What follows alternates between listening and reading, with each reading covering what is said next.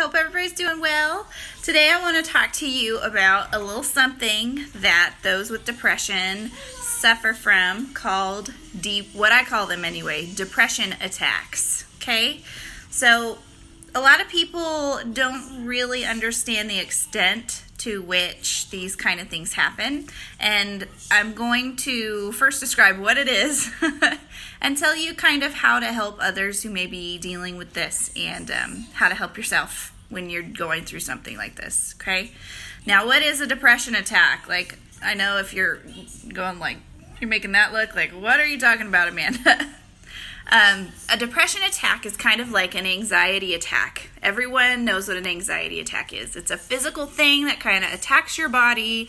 You shut down, you go into hyperdrive, all that kind of stuff. Well, people don't realize that something very similar happens to people with depression, but instead of like going into hyperdrive, we kind of shut down and go inwards. And it may not be as like in your face as an anxiety attack, but it does happen. Hey, sweetie. Layla! Say hi. Okay. Go eat your dinner. It is on the bar, okay? Hi, bye. Anyway, depression attacks, right. So what does that mean, Amanda? Well, I'm going to describe to you what happened to me yesterday. I haven't had one of these in a long time, and it just came on to me yesterday. I had a depression attack. These kinds of things come out of nowhere, and what happens is your brain gets stuck in this mode of, usually what happens is your brain attaches to one thought or one belief or maybe a fear, something like that, and it just kind of gets stuck in that mode. And everything you see that happens around you supports this fear or this belief or lie, whatever it may be.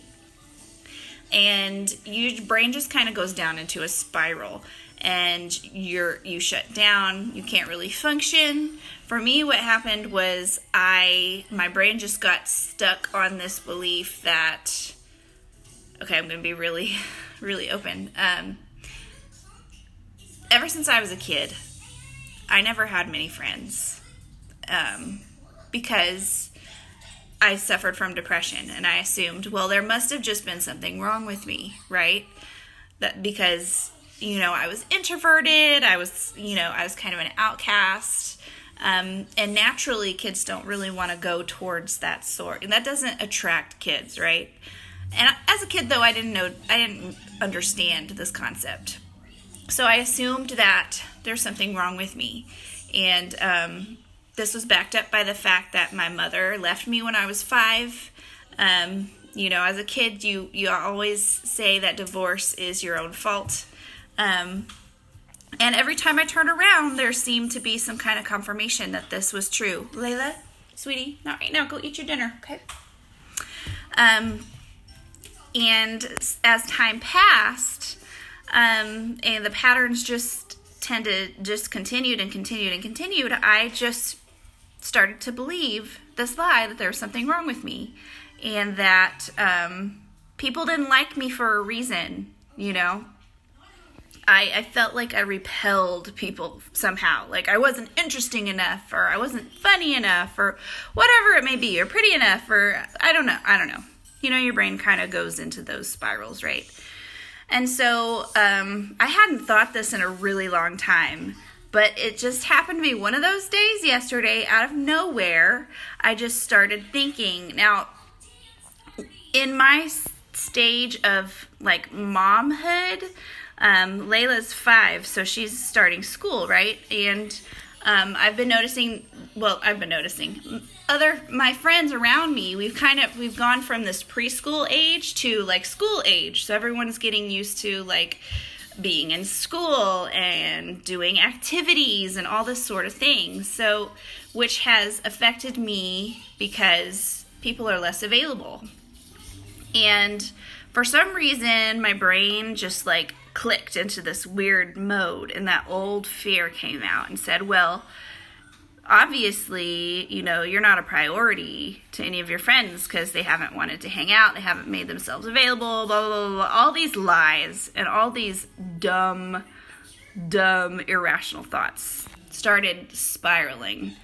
And normally, when this kind of thought pops into my brain, I can go, okay, that's stupid. I can just go, bloop, you're gone, right?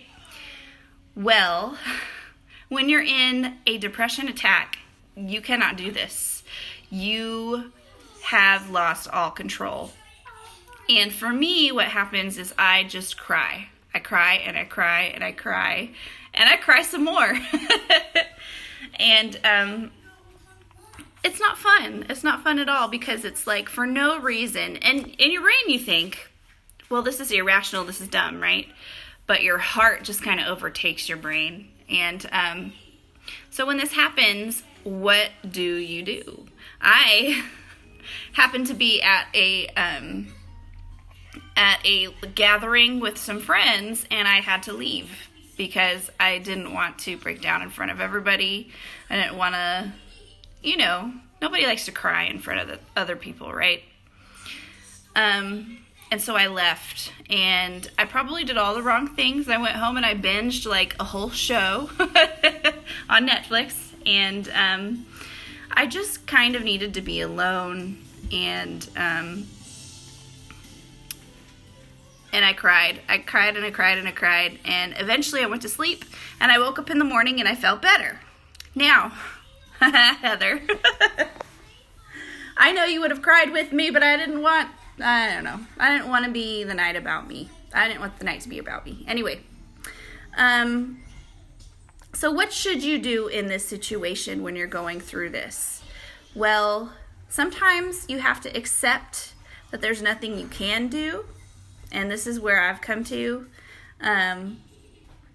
Sometimes you have to stop and make sure you're taking care of yourself. Just a second, sweetie. I'm thirsty. Go get something to drink. Okay, there's plenty of stuff in the fridge. Sorry. You have to make sure you're taking care of yourself. So if you haven't eaten all day, go eat. If you need to take a nap, go sleep. If you need to take a walk, if you need to get out of your situation, leave. Make sure you are putting yourself as a priority in those moments, because if you don't, it will only make it worse. So make sure, first of all, that that's taken care of. Number 2, accept that it is a brain process. There's nothing wrong with you. Sometimes there's nothing you can do. Sometimes you just have to wait for your brain to reset itself. Number 3, exercise is something that's been great to kind of get your brain out of that mode. Exercise has been shown to help so much as far as depression, even in some cases to go so far as to be a better treatment than antidepressants. So if that is your thing and you think that would be helpful, go outside, take a walk, get some exercise. And that'll help snap your brain out of it. But what I had to do, yesterday I had to come to the conclusion that I just need to get through this and know that these thoughts are irrational, and tomorrow I'm going to feel better. So if you are feeling this way at any time, just give yourself some slack. Take care of yourself. Get through it, and tomorrow will be a better day. And for those of you who have friends that you know struggle with depression and that you think might be having a hard time, here are some signs to look for. First is withdrawal. If you notice somebody is withdrawing from everything, that's probably a key, that's probably something to look for. And if you notice that, reach out to them. Make sure they're okay. Offer to help them in some sort of way.